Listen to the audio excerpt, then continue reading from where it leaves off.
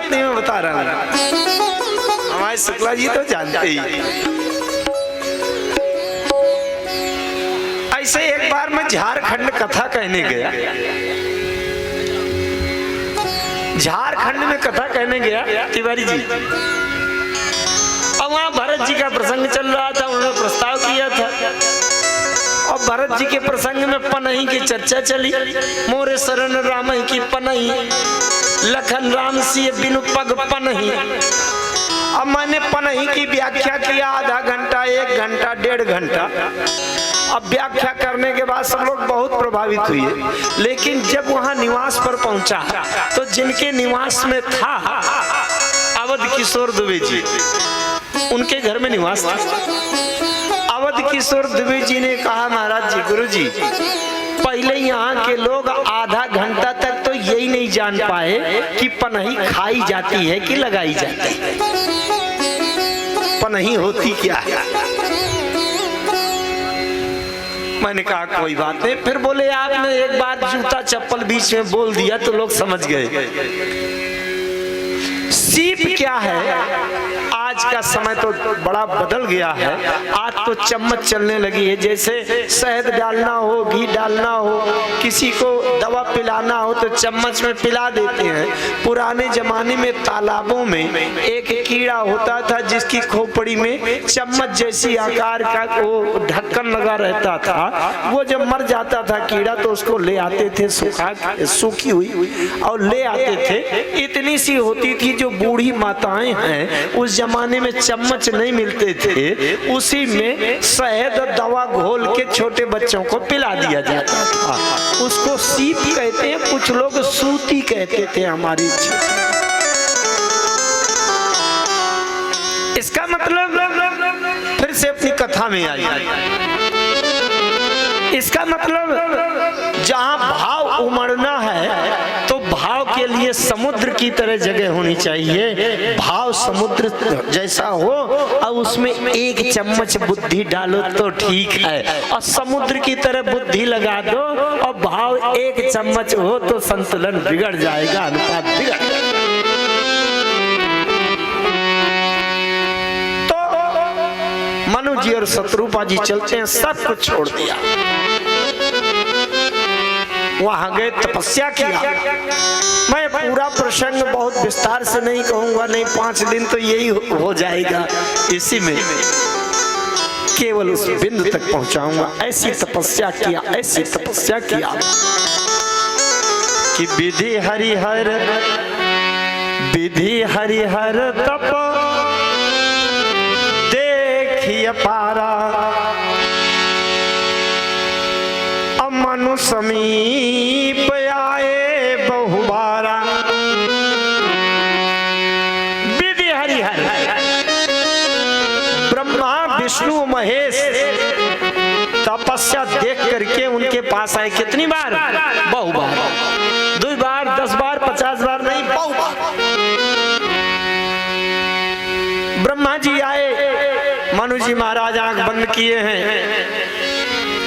जो लोग इसमें वेदांत समझना चाहें, दर्शन समझना चाहें, अध्यात्म साधना, इसके आवरण, ये जीवन मनुष्य धरती से परमात्मा की ओर कैसे बढ़ता है, परमात्मा नीचे कैसे आता है, ब्रह्म का जीव का मिलन का आवरण कहाँ है, ये थोड़ा कठिन बातें, लेकिन इस प्रसंग में भरपूर है।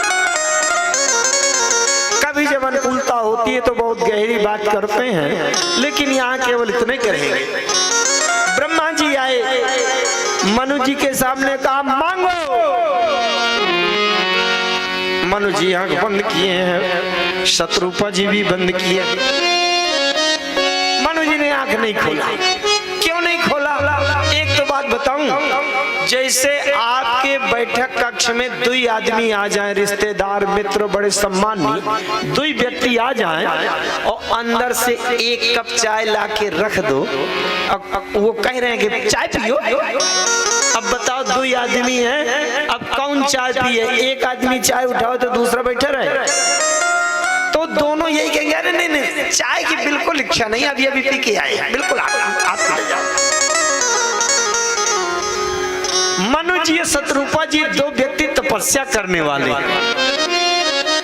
अब ब्रह्मा जी आए, विष्णु जी आए, शंकर जी आए और तीनों ने एक ही बात कही, अरे मांगो बर बहु भांति लुभाए, परम धीर नहीं चले चलाए। मांगो बर बहु भांति लुभाए, परम धीर नहीं चले चलाए, परम धीर नहीं चले चलाए। मांगो। अब बताओ, मनु जी मांग लें तो बेचारी शत्रुपा जी अकेले बैठी रहेंगी। और शत्रुपा जी सोच रही हैं, जब मेरे प्राणनाथ नहीं मांग रहे तो मैं कैसे मांगना, आंखें नहीं खोलती। मनु जी ने आंख बंद किए पूछा, महोदय आप कौन हैं जो मुझे मांगने के लिए कहने आए हैं? ब्रह्मा जी ने कहा, मैं ब्रह्मा हूँ। मनु जी ने पूछा, क्या दे सकते हो? बोले, मैं सृष्टि करता हूँ, मैं तुमको पुत्र दे सकता हूँ, परिवार दे सकता हूँ, वंश वृद्धि दे सकता हूँ। मनु जी ने कहा, जो तुम दे सकते हो तो मेरे पास पहले से है। बरबसराज इंद्रपति ना, मेरे पास दो पुत्र। तो ब्रह्मा जी से नहीं मांगा। थोड़ी देर में विष्णु भगवान आए, मांगो। मनु जी ने कहा, आप कौन है, क्या दे सकते हैं? बोले, मैं लक्ष्मी पति हूँ, अपनी लक्ष्मी से कह दूंगा तो रुपया पैसा धन संपत्ति सोना चांदी दे सकती है। बोले, आप जो देने की बात कह रहे हैं वो तो मैं छोड़ के आया हूँ। बरबसराज सुत इंद्रपति, बरबसराज सुत इंद्रपति, नारी समेत गवन बन कीन्हा। नारी समेत गवन बन कीन्हा। बरबसराज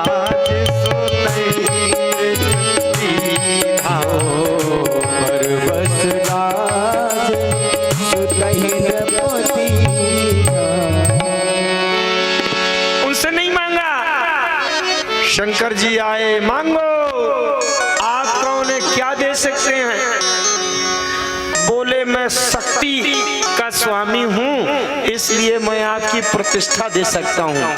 जो लोग मानस काफी पढ़ते हैं उनको थोड़ी संकेत कर दूं, इस संसार में 3 प्रकार की इच्छा होती है, 3 चीज। सुत वित्त लोक ईशना पीनी, सुत वित्त लोक ईशना पीनी, सुत वित्त लोक ईशना पीनी। सुत वित्त लोक ईशना पीनी, केहि गए मति इन कृते न मतीनी, केहि गए मति इन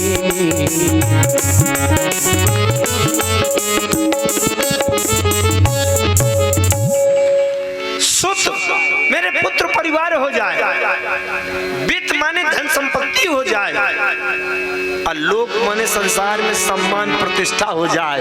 ये 3 चीजों की इच्छा पूरी करने के लिए लोग बौखला जाते हैं, बुद्धि भ्रष्ट हो जाते हैं। और ये तीन देवता 3 चीज देते हैं। ब्रह्मा जी सुत देते हैं, लक्ष्मीपति वित्त देते हैं, और शंकर जी सम्मान देते हैं।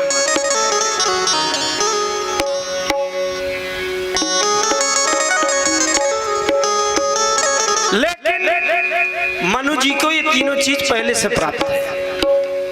मनु जी ने आंख नहीं खोला, एक बहुत तात्विक बात है, बहुत ध्यान से एकाग्रता से समझिएगा, क्योंकि आज इस सभा में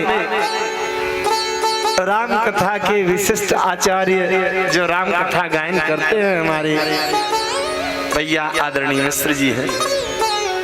कुछ ऐसी भी बातें होती चले कि हम लोग भी आपस में एक दूसरे का संकेत कर लें। ध्यान से समझिएगा, मनु जी ने इनसे क्यों नहीं मांगा।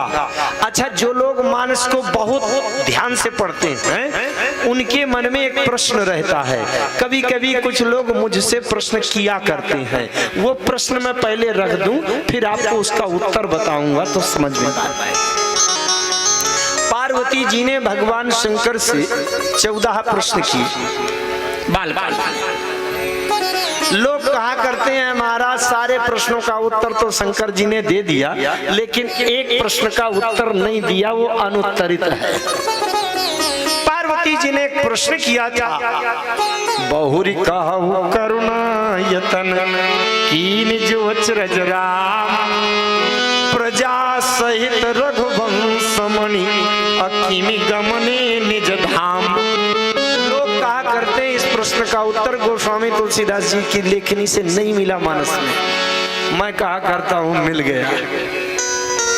बहुत ध्यान से समझना उसका उत्तर। पार्वती जी ने पूछा था भगवान शंकर से, प्रजा सहित रघुवंश मणि किमि गमने निज धाम। शंकर जी ने पूरी कथा सुनाई और कहां तक, उत्तरकांड तक सुना दिया। राम जी राजा बन गए, राम जी का राज्य चलने लगा।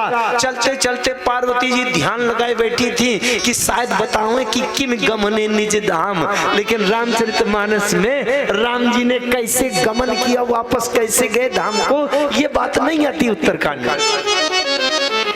लेकिन भगवान शंकर ने पार्वती जी से एक बात पूछी कि कछुक राम गुण कहो बखानी अब का कहूं सो कहूं भवानी। माने शंकर जी ने पार्वती जी से पूछा, परीक्षा लिया कि अगर इसको अपने किसी प्रश्न का उत्तर ना मिला होगा तो अभी फट से बात बढ़ा देगी कि नहीं नहीं एक प्रश्न का उत्तर भी रह गया। शंकर जी ने पूछा, कछुक राम गुण कहो बखानी। राम जी के पूरे गुण तो कोई कह नहीं पाएगा, लेकिन जो मेरी समझ में, मेरी क्षमता पहुंच में बात रही उतने कछुक राम थोड़े से गुण मैंने बता दिए। लेकिन अब क्या कहूं, अब क्या कहूं तुमसे, वो पूछो। इसका मतलब कोई प्रश्न रह गया हो, कुछ जानना शेष हो तो पूछो और कुछ बताऊं। अगर पार्वती जी को अपने प्रश्न का उत्तर न मिला होता तो पार्वती जी फट से कह देती अभी उस प्रश्न का उत्तर नहीं मिला कि प्रजा सहित रघुवंश मणि किमि गमने निज धाम। और भगवान शंकर जी ने भी एक परीक्षा लिया कि पार्वती जी ने कथा ध्यान से सुनी कि नहीं सुनी, इनके प्रश्न का उत्तर मिला कि नहीं मिला। पार्वती जी को कई प्रश्न का उत्तर मिल चुका, इसीलिए पार्वती जी ने दोबारा प्रश्न नहीं उठाया। क्यों? बहुत ध्यान से समझिएगा। भगवान शंकर मानो ये बता रहे हैं कि प्रजा सहित रघुवंश मणि किमि गमने निज धाम। गमन कैसे किया? भगवान शंकर कहते हैं गमन तो उसका होता है जिसका आगमन हुआ हो, जिसका आगमन ही नहीं हुआ उसका गमन कहां से होगा। जो आने वाले थे वो चले जाते हैं, लेकिन जो कण कण में रहता है ना कहीं से आता है और ना कहीं से जाता है, उसके साथ आने और जाने की क्रिया लागू।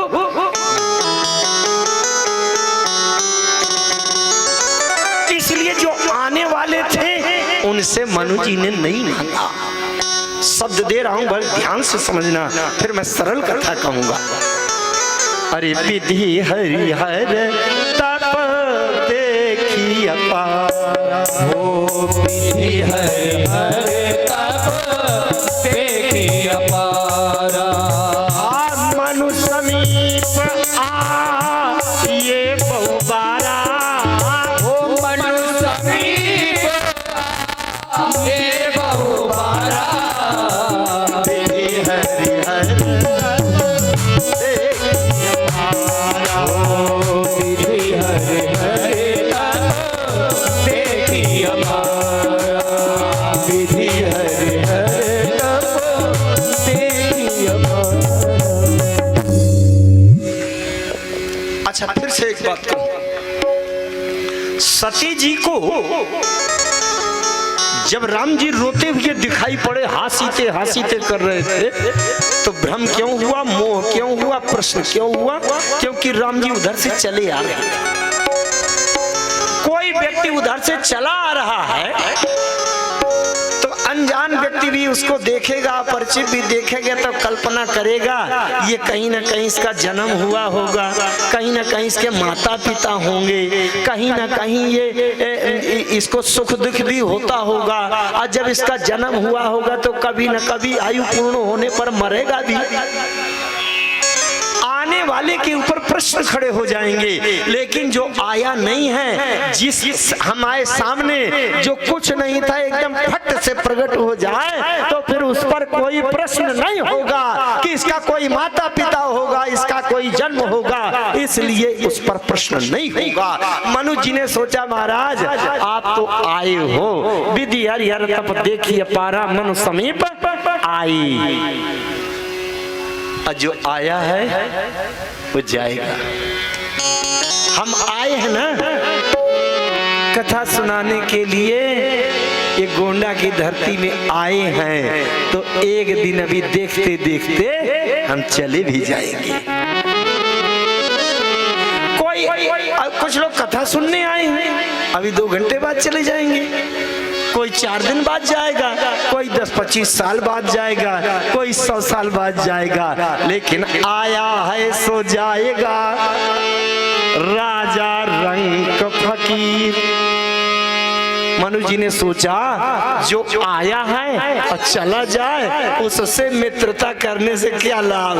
अरे वो चला गया, हमको अभी जरूरत पड़ गई, हमने खूब मोबाइल से फोन किया जल्दी दौड़ी आओ, और वो उसने हवाई जहाज तैयार किया, अब कोहरा के मारे सिग्नल नहीं मिला और 1 घंटा लेट हो गई फ्लाइट, यहाँ तो 5 मिनट में काम ही हो गया।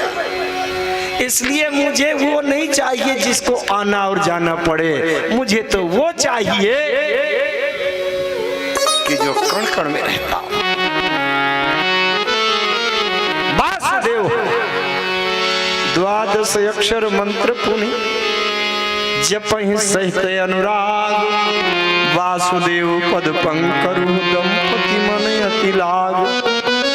अच्छा मनु जी कोई भिखारी थोड़ी है कि कटोरा लिए इनके उसमें डाल दो 100 रुपया। अरे मनु जी भी उसी स्तर के हैं जिस स्तर के ब्रह्मा विष्णु। मनु जी ने आंख नहीं खोली, तपस्या आगे चली। जब तपस्या आगे चली, अरे मांगो मांगो बरु भाई न भवानी, मांगो मांगो बर भाई न भवानी, परम गंभीर कृपामृत सानी, परम गंभीर कृपामृत सानी, मांग मांग पर भाई भवानी हो, मांगो मांगो बर भाई न भवानी, मांगो मांगो बर भाई न भवानी। मांगो मांगो, 2 बार शब्द हुआ। अब दोनों के लिए 2 कप चाय हाजिर है, अब पी सकते हैं।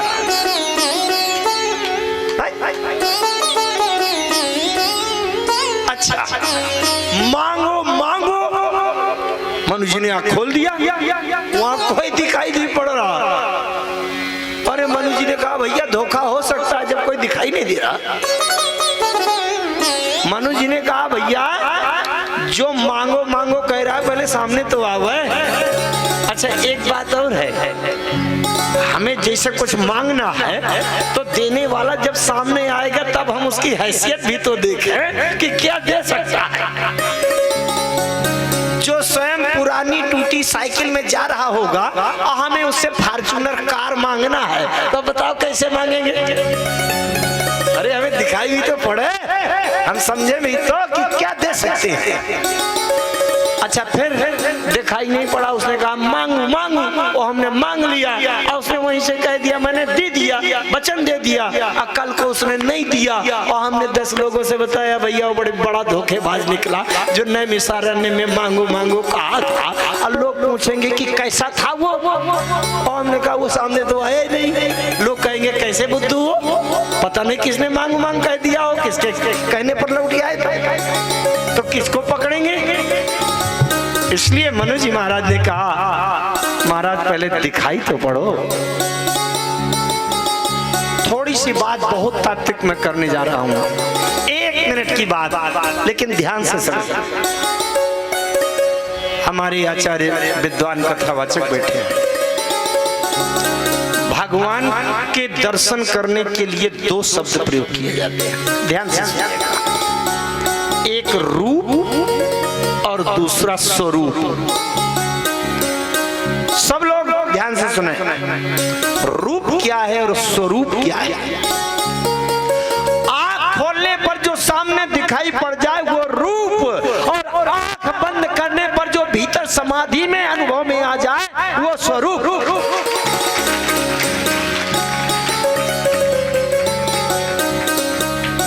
मनु जी ने कहा दिखाई पड़िए। और अभिलाष निरंतर होई, देखिए नयन परम प्रभु सोई। उस परमात्मा ने पूछा, कैसे तुम्हें समझ में आएगा कि मैं दिखाई पड़ गया? अरे बोले, जो स्वरूप बस शिव मन माही, जय कारण मुनि जतन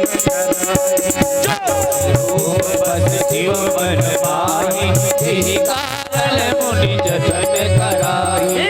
आगुन सगुन जय निगम प्रसन्नता, सगुन जय निगम प्रसन्नता। जो भुसुंडी मन मानस, जो भुसुंडी मन मानस हर्षा। जो भुसुंडी मन मानस, जो भुसुंडी मन मानस हर्षा। देखई हम स्वरूप भरिलोचन, कृपा करहु प्रणतारति मोचन। देखई हम स्वरूप भरिलोचन, कृपा करहु प्रणतारति मोचन। कृपा करहु प्रणतारति, ओ कृपा करहु प्रणतारति मोचन। बहुत ध्यान से समझिएगा। जो स्वरूप बस शिव मन में, शंकर जी के मन में रूप नहीं बसता, स्वरूप बसता है। निर्गुण निराकार असीम अनंत अगाध अखंड वो परमात्मा की शक्ति भगवान शंकर के मन में बसी रहती है। वहां भगवान शंकर का मन टटोल पाता है। इसका मतलब ज्ञानियों के समाधि का केंद्र। जेहि कारण मुनि जतन कर, जतन माने कर्म।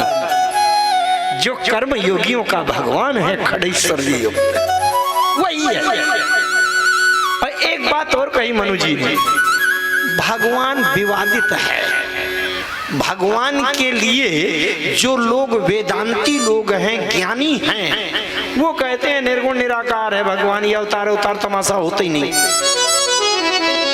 और दूसरा पक्ष जो सगुण साकार उपासक है, भक्त है, वो कहता है नहीं, वो तो मेरे इष्ट पूरे भगवान यही हैं, बाकी हम नहीं किसी को मानते। जो दुर्गा के पुजारी हैं वो दुर्गा को सबसे ऊपर मानते हैं। कुछ शंकर जी के भक्त होते हैं, कुछ हनुमान जी के भक्त हैं। तो मनु जी ने कहा, महाराज मुझे वो भगवान नहीं चाहिए, वो परमात्मा नहीं चाहिए जिसको एक पक्ष तो माने दूसरा पक्ष ना माने। इसलिए अगुण सगुण जेहि निगम प्रशंसा। निर्गुण वाला अगर देखे तो उसको निर्गुण दिखाई पड़े, सिद्ध हो जाए कि ये निर्गुण निराकार। और सगुण वाला दिखे, दुर्गा के पुजारी हो, वो राम जी को देखें तो राम जी में दुर्गा दिखाई पड़ जाए, तब वो परमात्मा पूर्ण हुआ।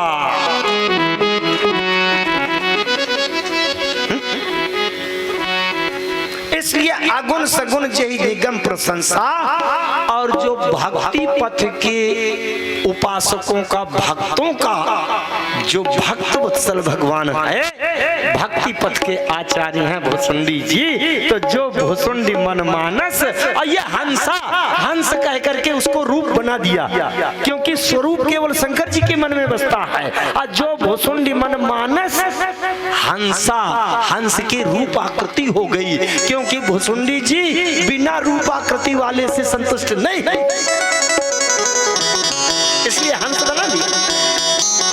लेकिन मनु जी कहते हैं, महाराज ना हंस जी की तरह समाधि में हम टटोल पाएंगे, ना हम भुसुंडी जी की तरह हम मन के मानसरोवर में हंस देख पाएंगे, और ना हम कर्म करके उसको समझ पाएंगे। हम कैसे समझेंगे?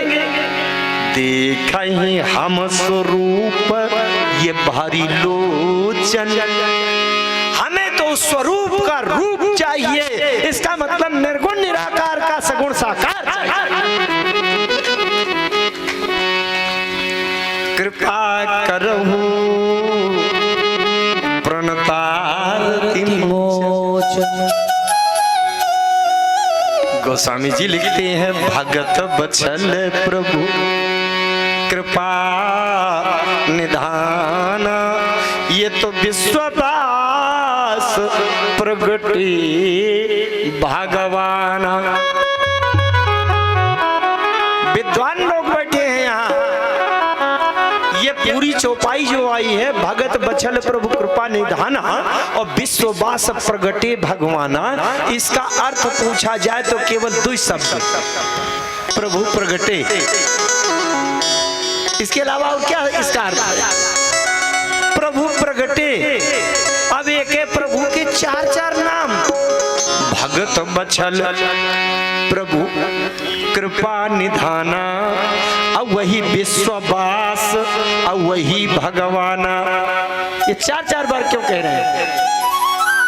हनुमान जी जब लंका गए थे, रावण से समझाया, मोह मूल बहुसूल पर त्यागो तमय अभिमान, अब भजहु राम रघुनायक कृपा सिंधु भगवान। ये चार चार नाम क्यों ले रहे हैं? साहित्य की दृष्टि से पुनरुक्ति दोष है। एक ही वाक्य में एक व्यक्ति के चार चार नाम दिए जाए। कामी नारी प्यारी जिमि लोभी प्रिय जिमि दाम, तिमि रघुनाथ निरंतर प्रिय लागो हे राम। रघुनाथ भी है, राम भी, एक साथ एक वाक्य में क्यों क्यों क्यों क्यों? चलिए, बहुत सारे प्रश्नों का उत्तर तो सबका निराकरण पूरा विस्तार से देने का समय नहीं है, लेकिन इसका देखिए क्यों चार युग है और चार युग की साधना भी अलग अलग होती है। सतयुग ज्ञान का युग है, ज्ञान में समाधि से साधना होती है, और जो ज्ञानियों का जो परमात्मा होता है वो कण कण में बसा वाला होता है। वासुदेव की उपासना किया था तो वासुदेव का अर्थ होता है वासे वासे तिष्ठति इति वासुदेवा, जो सृष्टि के कण कण में बसा हो वही वासुदेव। तो ज्ञानियों को कण कण में समाया हुआ ब्रह्म चाहिए, इसलिए ज्ञानियों के लिए विश्ववास, जो वासुदेव वही विश्ववास। अच्छा, जब मनु जी ने मांगा था कि चाहो तुम्हें समान सुत, इसका मतलब कण कण के में बसा होने वाला चाहिए हमको, इसलिए प्रकट होने के समय शब्द क्या आया? सुर समूह विनती करी पहुंचे निज निज धाम, जग निवास प्रभु प्रगटे। जो वासुदेव वही विश्ववास और वही जग निवास। ज्ञानियों के लिए विश्वास, और जो कर्मयोगी होते हैं, कर्म करते हैं, उनके लिए खडैश्वर्य युक्त भगवान।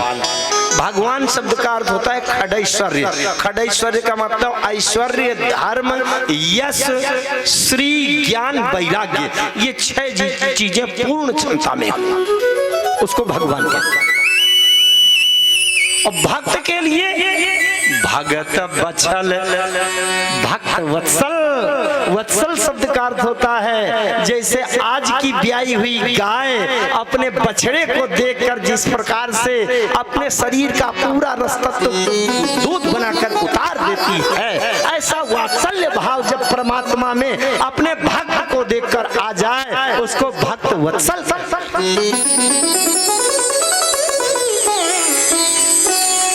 ये तीन युग की बातें हुई।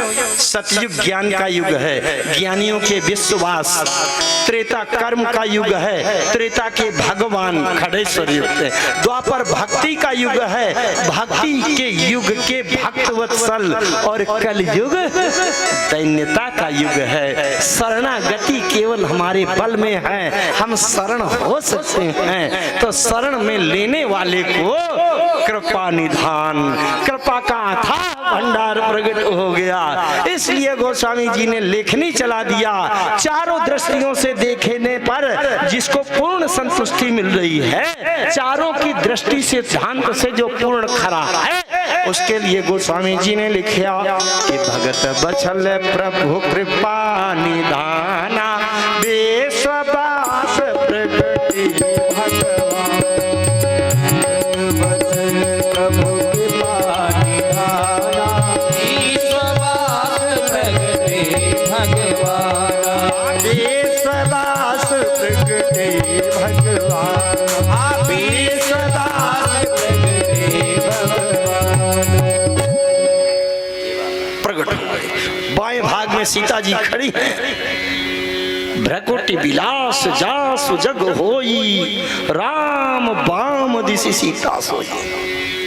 राम जी कौन है? बोले शंभु बिरंच विष्णु भगवान, उपजहि जासु अंश तीनाना। और सीता कौन है? जासु अंश उपजहि गुण खानी, अगणित लक्ष्य उमा ब्रह्माणी। भगवान ने मनु जी से कहा मांगो। मनु जी ने कहा महाराज डर लगता है, मांगो। ठीक उसी तरह की बात है। मैं आपको उदाहरण दे दूं। एक व्यक्ति कभी किसी जुगाड़ से राष्ट्रपति के सामने पहुंच गया और राष्ट्रपति को किसी कला से, सेवा से बहुत खुश कर लिया। और राष्ट्रपति ने छोटे से सोनवर्षा गांव में सड़क छाप आदमी से राष्ट्रपति ने कहा मैं तुम्हारे ऊपर बहुत खुश हूं, बताओ क्या कर दूं? जो कहोगे वही कर दूंगा। असाधारण सा आदमी उसको कहने जा रहा है राष्ट्रपति महोदय से कि अगर आप सब कुछ कर सकते हो तो मेरे घर में सुबह शाम झाड़ू पोछा कर जाया करो। इतनी बड़ी बात कहना चाहता है वो, लेकिन कह पाएगा? हिम्मत है? मनु जी कहते हैं महाराज, यथा दरिद्र विबुध रूपाई, अब बहु संपत्ति मांगत सकुचाई। दरिद्र का मतलब जिसके दिन के भोजन के बाद रात के भोजन का ठिकाना नहीं है, शरीर ढकने के लिए लंगोटी का कोई व्यवस्था नहीं है। वो जो एक एक टुकड़े रोटी के लिए भटक रहा था, वो एक बार कल्प वृक्ष के नीचे पहुंच गया। किसी ने कह दिया कि जो मांगोगे सो कल्प वृक्ष दे देगा। उसको लगा जिसको एक टुकड़ा रोटी कठिन थी, उसने सोचा 10,000 मांग लूं तो मिल जाएगा क्या?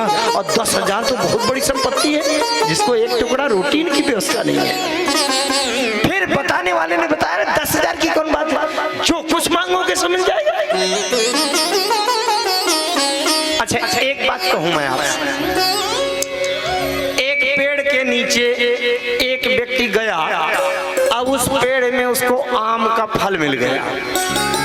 दूसरा व्यक्ति गया तो उसी पेड़ से उसको केला मिल गया। तीसरा व्यक्ति गया, उसी पेड़ से उसको संतरा मिल गया। चौथा व्यक्ति गया, उसी पेड़ से उसको पपीता मिल गया। और पांचवा व्यक्ति गया, उसी पेड़ से उसको मिर्ची मिल गई। बता सकते हैं कौन सा पेड़ होगा वो? वो कोई वृक्ष नहीं, वो कल्प वृक्ष होगा। क्योंकि जाय निकट पहचान कर छान समन सब सोच, मांगत अभिमत पाव फल राव रंग बल पूछ। ये रामचरितमानस कल्प वृक्ष है मित्रों। जो हिंदी साहित्य का ज्ञान करना चाहते हो, कैसे उपमा, कैसे अलंकार है, रस है, छंद है, इसको पढ़ें। जो लोग ज्ञान पाना चाहते हो, वेद वेदांत तक उपनिषद धर्मशास्त्र की गहराई पाना चाहते हैं वो इसको पढ़ें, जो भक्ति पाना चाहते हैं इसको पढ़ें, जो राजनीति पाना चाहते हो इसको पढ़ें, जो परिवार में रहन सहन कैसे आचरण करना चाहिए इसको सीखना चाहते हो इससे पढ़ें। इसमें किसी को केला, किसी को आम का स्वाद, किसी को अमरूद का स्वाद मिलता है, लेकिन किसी किसी को इसमें मिर्ची की कड़वाहट मिल जाती है कि ढोल गंवार शूद्र पसुनारी। क्यों? ये मिर्ची लग गई। इनकी व्याख्या कभी करूंगा मैं। पूज्य विप्रशील गुणहीना क्यों? अरे तुम मिर्ची सोच करके आए हो तो तुमको कड़वी लग रही है, नहीं तो इसकी बराबर मिठास मधुरता इस सृष्टि में नहीं है। अच्छा तो ये कल्प वृक्ष क्या है? राम जी भी कल्प वृक्ष है। क्यों? कभी तो सूकर बन जाता है और कभी मछली बन जाता है, कभी बामन बनता है तो कभी विराट बन जाता है, इसलिए वही कल्प वृक्ष राम जी। मनु जी महाराज कह रहे हैं सुनो सुर तरु सेवक सुर धेनु, सुनो सुर तरु सेवक सुर धेनु, सुनु सेवक सुर तरु सुर धेनु, सुनो सेवक सुर तरु सुर धेनु, विधि हरि हर वंदित पद रेणु, विधि हरि हर वंदित पद रेणु, विधि हरि हर वंदित पद रेणु, विधि हरि हर वंदित पद रेणु। एक बार मैंने एक सभा में पूछा कि अगर आपको कल्प वृक्ष मिल जाए तो क्या मांगोगे? आपसे भी पूछूं अगर, तो कोई इसका उत्तर दे सकता है कि अगर किसी को सौभाग्य से कल्प वृक्ष मिल जाए क्या मांगेंगे? कोई संकेत कर सकता है? मैंने एक सभा में पूछा, सामने बैठे थे एक व्यक्ति, उन्होंने कहा हम ज्ञान मांगेंगे। मैंने कहा बहुत बढ़िया, लेकिन कि बिटिया का विवाह करना हो और 10 लाख रुपए की जरूरत है तो ज्ञान से काम चल जाएगा? नहीं सुना आपने? ज्ञान मांगेंगे बहुत अच्छा, लेकिन बिटिया का विवाह करना है तो केवल ज्ञान से काम चलेगा? अच्छा रुपया आपके पास खूब रखा है, लेकिन एक लड़का नहीं है, संतान कोई नहीं है, काम चलेगा? या स्वास्थ्य खराब है, खूब पैसे का ढेर लगा है, काम चलेगा? मुझे एक बात याद आ रही है बहुत हल्की, आप उसको चुटकुला मत समझिएगा, बहुत एक संदेश प्रद एक बात याद। एक ब्राह्मण बहुत गरीब थे, बहुत गरीब थे, बेचारे किराए के मकान में रहते थे, किराया देने का पैसा नहीं होता था, कुछ कर्ज लिए थे तो लोग मांगते थे, कर्ज चुकाने के लिए पैसा नहीं था, घर में रोग बीमारी थी, रोग दवा कराने के लिए पैसा नहीं था, भोजन की समस्या थी, भोजन करने की व्यवस्था नहीं थी। वो ब्राह्मण एक दिन हार थक कर गया और एक सरोवर के किनारे बैठ गया, पहाड़ी थी, पत्थर वहां पड़े थे, और वहां सोचा कि आज मर जाऊंगा, चाहे प्राण दे दूंगा, लौटकर घर नहीं पहुंचूंगा।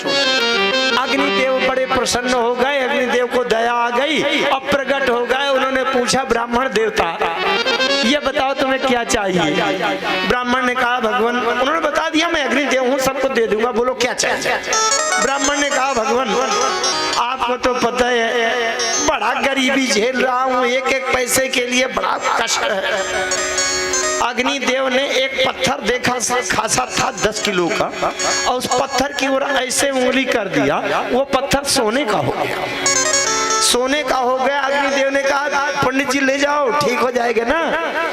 अरे ब्राह्मण मुंह लटका के बोले क्या ठीक हो जाएगा, इससे कर्जा वालों को कर्जा तो दे दूंगा, लेकिन समस्या तो ज्यों की त्यों रहेगी ना। अग्निदेव ने दूसरा पत्थर देखा 10-15 किलो का, उसकी तरफ यूं उंगली कर दिया, वो भी सोने का हो गया। अग्निदेव ने कहा अब तो ठीक है।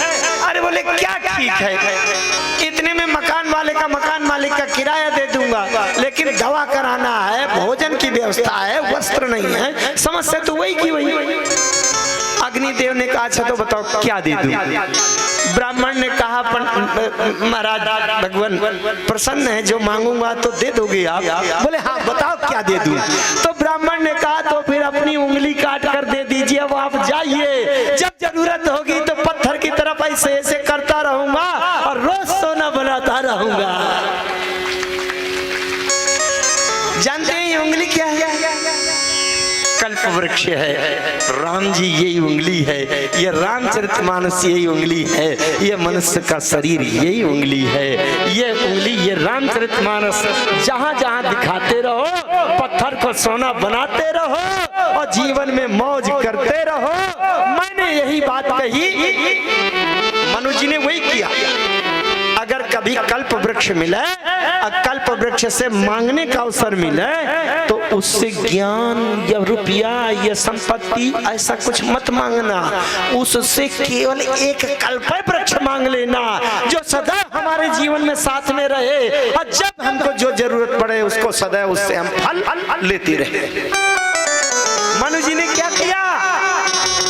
राम से जब मांगा तो सीधे राम को मांग लिया, उनसे कोई पदार्थ नहीं मांगा। राम से मांगो तो सीधे राम को मांगो।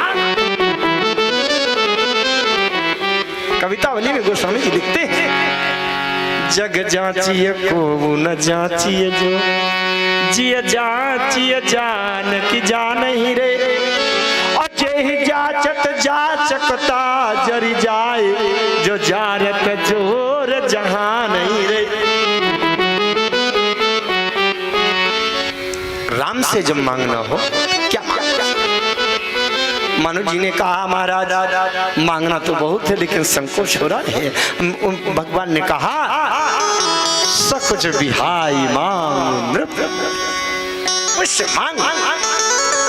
कैसे मांगना चाहिए? मांगने की कला सीखो आप। देवियों से मांगना हो तो कैसे मांगो, कोई होगा। अब फिर उनके पुत्रों की प्रशंसा कर दो। अच्छा अच्छा आप हैं राम जी की माता जी, और क्या कहना है, वो तो ऐसे हैं कि भैया उनके लिए तो संसार सब लुटा मिटा पड़ा है। 3 लोगों की प्रशंसा कर दो, वो तुरंत पूछेगी भैया मैं अभी लाती हूँ रसगुल्ला, खा लो तब जाना। और फिर अगर कोई कह दे नहीं 2000 रुपया मुझे जरूरत पड़ गई थी, वो अपना सोने का हार ना निकाल के दे दे तो कहना। सीता जी ने जब पार्वती जी से मांगा था तो जानते हो कैसे मांगा था? अरे जय जय गिरिवर राज किशोरी, ओ जय गिरिवर राज किशोरी, जय महेश मुख चक्र, ओ जय माता, जगत जननी दामिनी दुनिया, ओ जगत जननी दामिनी दुनिया, जगत जननी दामिनी दुनिया। पार्वती जी ने तुरंत कहा क्या चाहिए? सीता जी ने कहा आप तो जानती हैं। अरे बोलो जाओ, तुमको वही वर मिलेगा, सो मन मिले जाई, सो वर मिले जाई मन रांची। गट्ट से मिल गया कि नहीं? और मनु जी ने जब मांगा राम जी से, अगर किसी के पास जाओ, किसी के पास जाओ तो कैसे मांगो? अगर किसी को कहोगे आप तो बड़े कंजूस हो, आपकी सड़ी चीज किसी के काम नहीं आती, आज तो किसी के कभी काम के नहीं हो, अब फिर कहो 2000 रुपया दे दो, कुछ देगा?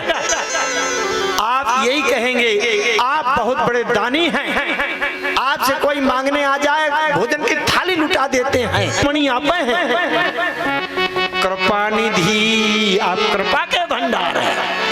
नाथ कहो सती भाव, चाहो तुम ही समान सुत, प्रभु सन कवन दुराव। आपकी तरह का बेटा चाहिए। एक बहुत गहरी बात मेरे मन में आ रही है, संभवतः विशिष्ट विद्वान लोग बैठे हैं। सी गहरी बात कहूंगा, क्या मनु जी के पुत्रों में कमी थी क्या? दूसरी बात कहने जा रहा हूं, थोड़ी सी दूसरी तरफ।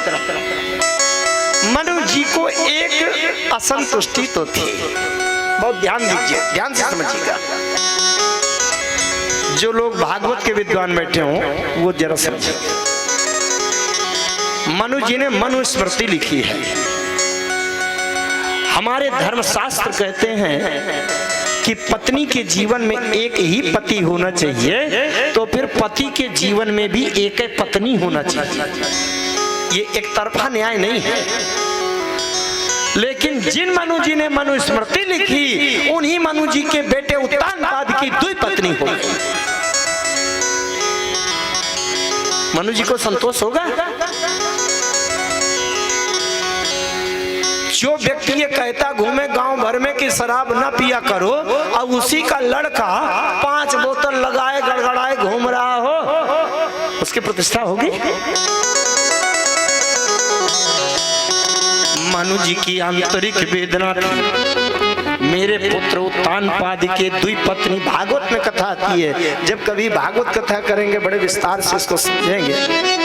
मनु जी के अंदर, बाहर तो व्यक्त नहीं किया, लेकिन मनु जी के अंदर एक चुभन थी, एक असंतोष था। एक पत्नी व्रत वाला पुत्र मिलना चाहिए। मनु जी ने कह दिया, चाहो तुम ही समान सुत, प्रभु सन कवन दुरा।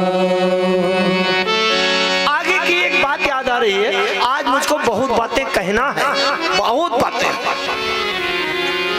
राम जी का जब विवाह हुआ, विवाह होकर के सीता जी अयोध्या आई, पहली दिन पहली बार जब पति अपनी नवविवाहिता पत्नी से मिलता है तो कोई न कोई उपहार दिया करता है, भेंट देता है,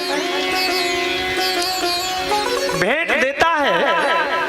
राम जी ने सोचा कि सीता जी को कोई न कोई उपहार भेंट देना ही है, लेकिन अगर पत्नी की रुचि पसंद का पता चल जाए तो वही पसंद में दे दूं। राम जी ने सीता जी से पूछ लिया, सीते मैं तुमको कुछ देना चाहता हूँ पहले मिलन में, ये बताओ तुमको क्या पसंद है, क्या दे दूं? सीता जी ने कहा, प्रभु जिसको आप मिल गए हो उसे अब क्या चाहने की इच्छा रह गई होगी। राम जी ने कहा, नहीं नहीं नहीं, मैं तो देना चाहता हूँ, देना ही है। सीता जी ने कहा, प्रभु मुझे अब कुछ नहीं चाहिए, अगर आप देना ही चाहते हैं तो जब देना है तो जब मुझे जरूरत होगी, जब मेरा मन करेगा तो मैं तब मांग लूंगी। राम जी ने सोचा है जब मांगोगी तब मांगोगी, लेकिन आज तो देना ही है। अच्छा सीते तुम मांग तो नहीं रही, लेकिन मैं अपनी तरफ से दे रहा हूं। क्या? राजवंश में, राजघरानों में कई पत्नियां रखने की परंपरा है, लेकिन आज ये रघुकुल में ये उत्पन्न राम, सूर्य वंश का राम, सीते आज तुमको ये वचन देता है कि इस राम जी के जीवन में सीता के अलावा संपूर्ण जीवन में दूसरी पत्नी नहीं आएगी। ये मैं तुमको वचन देता हूं, ये उपहार।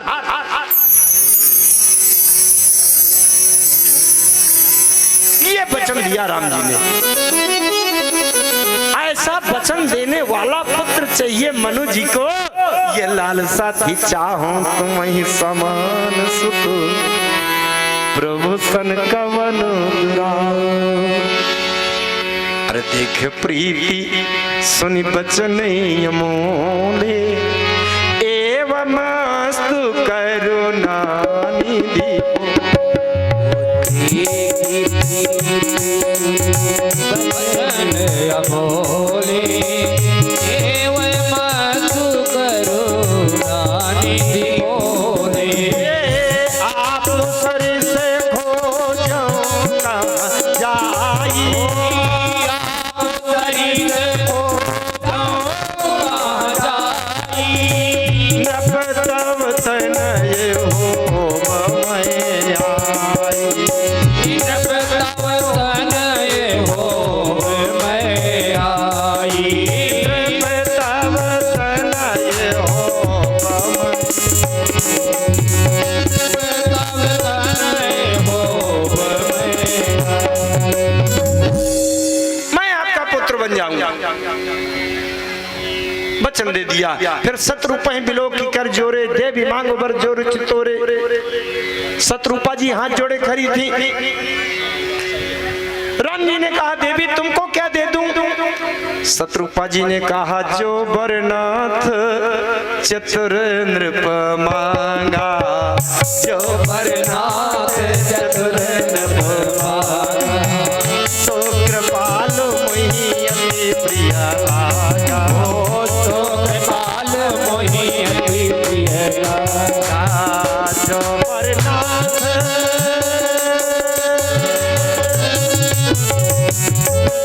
जो बरनाथ चतुर नृप मांगा, जो बरनाथ चतुर नृप मांगा, कृपालु मोहि अति प्रिय लागा, कृपाल मोहि अति प्रिय लागा, कृपालु मोहि अति प्रिय लागा, कृपाल मोहि अति प्रिय लागा।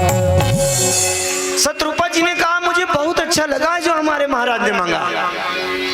अच्छा भैया, भोजन करे कोई दूसरा और अच्छा लगे किसी दूसरे को, ये कैसे हो सकता है?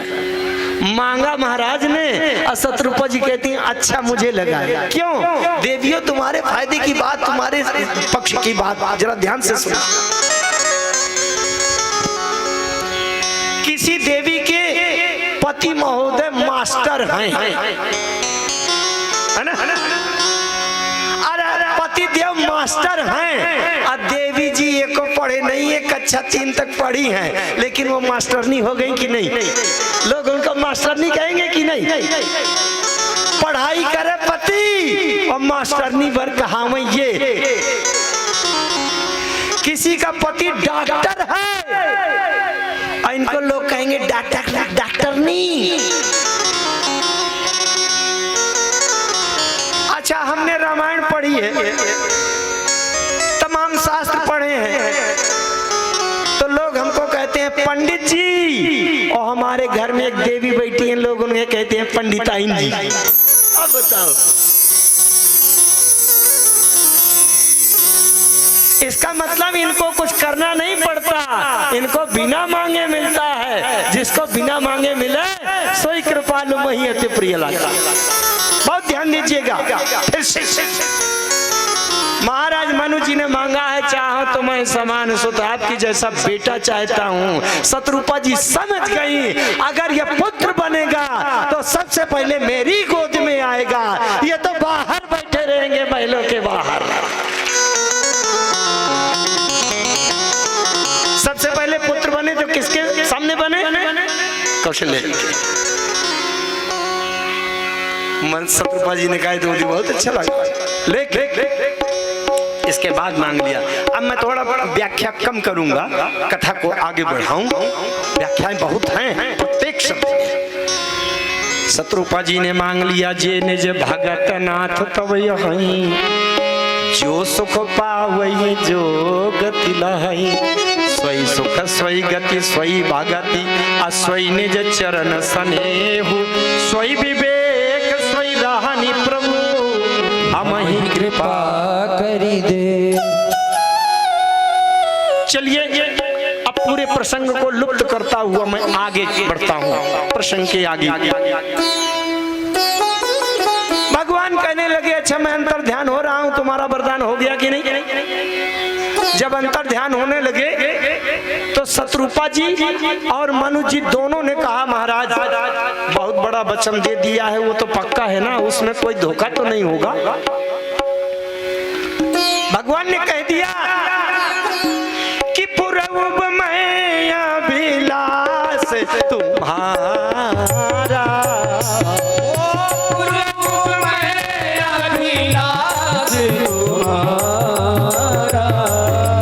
सत्य सत्य पन सत्य हमारा, ओ सत्य सत्य पन सत्य हमारा, सत्य सत्य पन सत्य हमारा, ओ सत्य सत्य पन सत्य हमारा।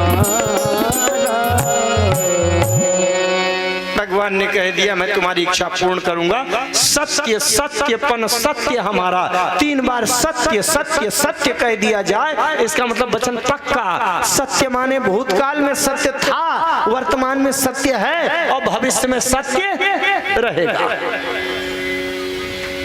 लेकिन भगवान ने पहचान भी बता दिया।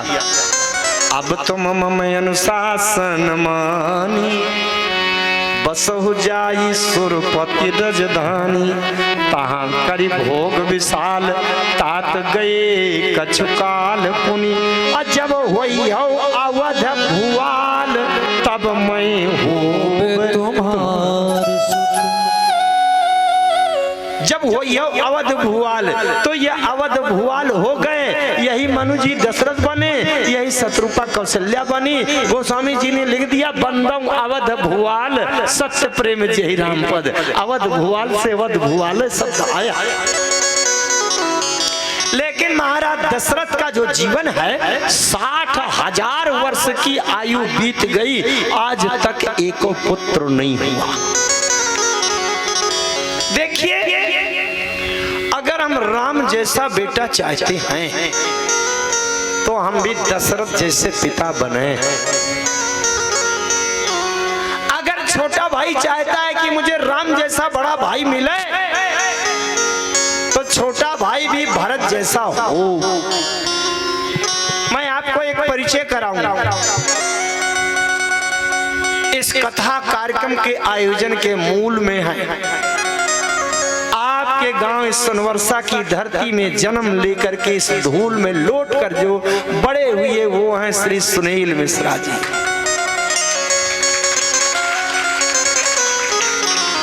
सुनील मिश्रा जी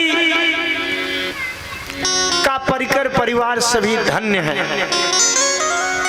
लेकिन मैं आपको बताना चाहता हूं कथा का प्रभाव क्या है, कथा का उद्देश्य। कथा का उद्देश्य एक बात में प्रस्ताव आपके समक्ष रखना चाहता हूं। क्या किसी के मन में ऐसी भी इच्छा हो रही है क्या कि साल भर में एक बार ऐसी कथा का आयोजन होता रहे इस धरती में? जिसकी इच्छा हो तो हाथ उठावें कि साल भर आए है। बहुत बढ़िया। लेकिन एक बात है, केवल हाथ उठाने भर से काम नहीं चलेगा। सुनिए सुनिए, हर जगह जिस तरह का सहयोग मांगा जाता है वो सहयोग तो मांगा जाएगा, लेकिन उसके साथ में कुछ और बातें होंगी। बहुत ध्यान दीजिएगा। अगर आप लोग सच्चे हृदय से चाहते हैं कि इस ऐसा कार्यक्रम एक बार साल में हो, तो इसी बार मुझे कम से कम 108 सदस्य चाहिए। 108 सदस्य चाहिए जो तन मन धन से पूरा सहयोग करें। अगर प्रतिवर्ष सुनील मिश्रा जी से मैं आशा करूं कि अपनी जेब का 8 लाख रुपया लगाकर कार्यक्रम करवाओ, तो बेचारे के बच्चे तो चले गए भीख मांगने, है ना? इसी वर्ष मुझे 108 सदस्य चाहिए और अगले वर्ष की कथा होते होते प्रत्येक व्यक्ति 10-10 सदस्य साल भर में तैयार करे। अगले साल मुझे 1000 सदस्य चाहिए और इस धरती पर ऐसी कथा होगी जो प्रदेश स्तर की। लेकिन वो सदस्य कैसी चाहिए? मेरी शर्तें सुनिए। सदस्य ऐसे होने चाहिए कि घर में 15 मिनट आधा घंटा तक रामचरितमानस का पाठ जरूर करें। जिस घर में रामायण का पाठ नहीं होगा वो सदस्य नहीं चाहिए।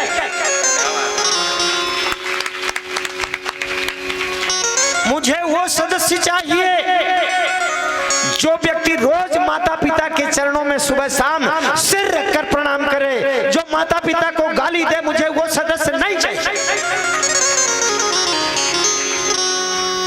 मुझे वो सदस्य चाहिए जो छोटा भाई अपने बड़े भाई को पिता की तरह माने। मुझे ऐसा भाई नहीं चाहिए कि छोटी सी बात में गोली मारने को तैयार हो जाए। वो सदस्य नहीं चाहिए। मुझे वो सदस्य चाहिए कि जो रोज अपने चूल्हे से निकालकर पहली रोटी गाय को खिला सके। मुझे वो सदस्य चाहिए जो गाय को डंडा मारकर भगा दे, वो सदस्य नहीं चाहिए। एक रोटी चूल्हे से पहली रोटी निकालकर जो गाय को खिलाएगा, वो सदस्य चाहिए। मुझे वो सदस्य चाहिए जिसके घर में तुलसी का पौधा हो। मुझे वो सदस्य चाहिए जो बहू अपने सास को सुबह शाम रोज प्रणाम करे, चरणों में सिर रखकर। मुझे वो सदस्य चाहिए। धन भी चाहिए, बिना धन के काम नहीं होता। सुनील मिश्रा जी ने एक कार्यक्रम कराया, मुझे बार बार हृदय से बार बार निकलता है। सुनील जी से मैंने बार बार कहता हूँ, सुनील जी आपने बहुत धन खर्च कर दिया, बहुत धन खर्च। एक व्यक्ति के लिए सामान्य रूप से कार्यक्रम कराना बहुत बड़ा कार्य। धन भी चाहिए, आचरण भी चाहिए, और 100 सदस्य ऐसे होने चाहिए। पूरी बात ध्यान से सुनना। 108 सदस्य ऐसे होने चाहिए जो आपस में जब भी मिले, आपस में मिलने की ललक बनी रहे, और आपस में जब भी मिले तो राम जी की चर्चा 2 मिनट जरूर करें, रामायण की बात करें, रामायण से रुचि रखें। 108 सदस्य जो इसके लिए बनेंगे, वो 108 सदस्यों के एक दूसरे के सुख दुख के साथी बने, और किसी के ऊपर दुख पड़ा है तो उसके सहयोगी बने। गांव नाते नहीं, रामायण के नाते और राम कथा के नाते। आजकल मोबाइल का व्हाट्सएप का साधन है, व्हाट्सएप में एक समूह बनाया जाए,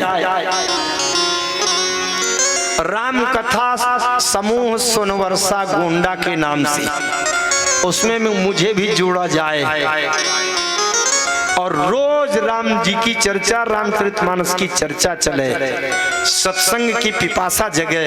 मैं दावे से कहता हूँ, आपके घर में, जीवन में, परिवार में कोई भी समस्या है, किसी को गरीबी है, धन की समस्या है, किसी को रोग की समस्या है, किसी को प्रेत बाधा की समस्या है, तो किसी की ग्रह शांति की समस्या है, सारी समस्या दूर हो जाएगी। किसी का विवाह नहीं हो रहा, किसी के पुत्र नहीं हो रहे, किसी के धन संपत्ति कमी है, किसी की दुश्मनी है, किसी का मुकदमा चल रहा है, मैं पक्के से कहता हूं आप समूह बना करके जुड़िए, और मैं रामचरितमानस के ऐसे सूत्र आपको देता रहूंगा जिससे सबके जीवन की समस्या का समाधान। अब 108 सदस्य मुझे चाहिए, आज कल परसों 3 दिन के अंदर। मैं इस समय सुनील मिश्रा जी और उनके छोटे भाई अनिल मिश्रा और उनके पिताजी को यहाँ बुलाना चाहता हूँ, श्री कृष्ण चंद्र मिश्रा। अच्छा, और यहाँ पर एक डायरी रजिस्टर की व्यवस्था की जाए जिसमें जो इतने शर्त। अच्छा, एक बात कहूँ, अगर हम राम जी का आचरण अपने जीवन में नहीं उतारना चाहते तो केवल कान से सुनकर ताली बजाने से राम राज्य कभी नहीं आएगा। अपने पिताजी के चरणों में सिर नहीं रख सकते, अपने बड़े भाई को सम्मान नहीं दे सकते, अपने देवी देवता 108 सदस्य जो बनेंगे, छोटे बड़े देवी देवता का दर्शन करके कम से कम प्रणाम जरूर करे। पास में हो शंकर जी हो तो एक लोटा जल जरूर चढ़ावे। हनुमान चालीसा का पाठ करना शुरू कर दो। हनुमान चालीसा सबसे सरल और सबसे शुरुआत का मन समझिए। जो लोग कर सकते हो अपने घर में रामचरितमानस का एक ग्रंथ जरूर रखो, छोटी बड़ी पुस्तक। लेकिन जिन लोगों को अभ्यास नहीं है वो अर्थ वाली लावें ताकि उसको पढ़ें, उसका अर्थ भी समझें। और जिनके पास रामचरितमानस है नोट करो, ध्यान से सुनना। रामचरितमानस पर इस शरीर से पीएचडी हुआ है, मंत्रों का शोध हुआ है। गीता प्रेस गोरखपुर की रामचरितमानस लाना और और उसके बालकांड के दोहा नंबर 31 से लेकर 32 खा तक का रोज पाठ करो, चाहे बूढ़े हो चाहे बच्चे हो, स्त्री हो पुरुष हो, बेटियां हो बहुएं हो, सास हो बहन हो, गरीब हो रईस हो, किसी भी जाति का हो, कोई भी हो, अगर एक दोहा का पाठ करेंगे आपके जीवन की प्रत्येक समस्या का समाधान मिल जाएगा। विद्यार्थियों को बुद्धि आ जाएगी, आपके शरीर में रोग है रोग ठीक होकर स्वास्थ्य मिल जाएगा, आपके अंदर भक्ति आएगी, आपके ग्रहों की शांति हो जाएगी। कहाँ? गीता प्रेस गोरखपुर की श्री रामचरितमानस। दोबारा पूछना नहीं मुझसे कि मंच से उतरूं और 18 आदमी कह दे क्या बताया था पंडित जी, क्या बताया था गुरु जी। नहीं, बार बार ध्यान से कह रहा हूं, ध्यान से सुनना। गीता प्रेस गोरखपुर की रामचरितमानस, उसमें बालकांड दोहा नंबर 31, राम कथा मंदाकिनी चित्रकूट चित चारु, इस दोहा से पाठ शुरू होगा। अब बीच की चौपाई पढ़ते हुए अगला दोहा नंबर 32 का और 32 खा तक पाठ करना। एक दोहा में 2.5 मिनट लगता है, नए नए लोग करेंगे 3 मिनट लगेगा, इससे ज्यादा नहीं लगता, लेकिन जीवन की सारी समस्याएं दूर हो जाएंगी। जो लोग करें हनुमान चालीसा का पाठ करो। हनुमान चालीसा में गोस्वामी जी लिखते हैं, सब सुख लहे तुम्हारी सरना, तुम रक्षक काहू सब सुख लहे तुम्हारी सरना, तुम रक्षक काहू को डरना, तुम रक्षक काहू डरना, तुम रक्षक काहू को डरना।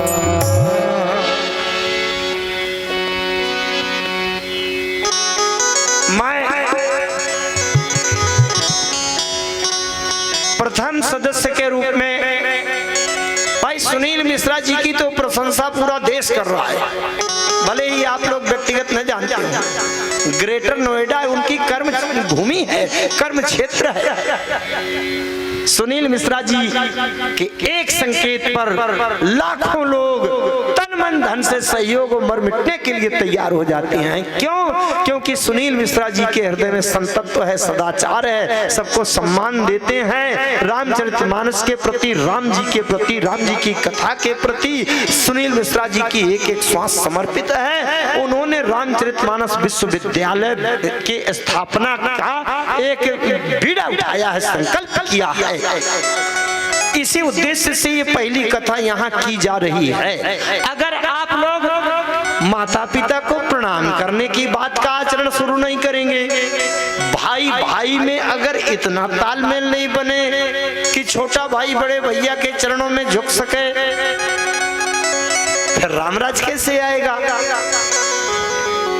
तो इसके लिए सुनील मिश्रा जी की प्रशंसा तो हो ही रही है, लेकिन मैं इस राम कथा के लिए, भविष्य के लिए पहला सदस्य सुनील मिश्रा जी के छोटे भाई अनिल मिश्रा जी को अपनी तरफ से नियुक्त करता हूं। अनिल मिश्रा जी पहले मंच पर आवे और इसी मंच से ये उदाहरण प्रस्तुत करें कि वो अपने पिताजी के सामने उनका भाव कैसा रहेगा और अपने बड़े भैया सुनील मिश्रा जी के प्रति उनका व्यवहार कैसा रहेगा। यहाँ पर अनिल मिश्रा जी आवे और अनिल मिश्रा जी के पिताजी श्री कृष्णचंद्र मिश्रा जी आवे और भैया सुनील मिश्रा जी आवे मंच पर यथाशीघ्र।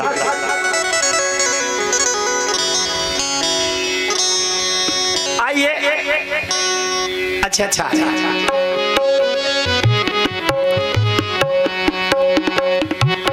पिताजी कहाँ हैं? श्री कृष्णचंद्र मिश्रा जी आऊंगा।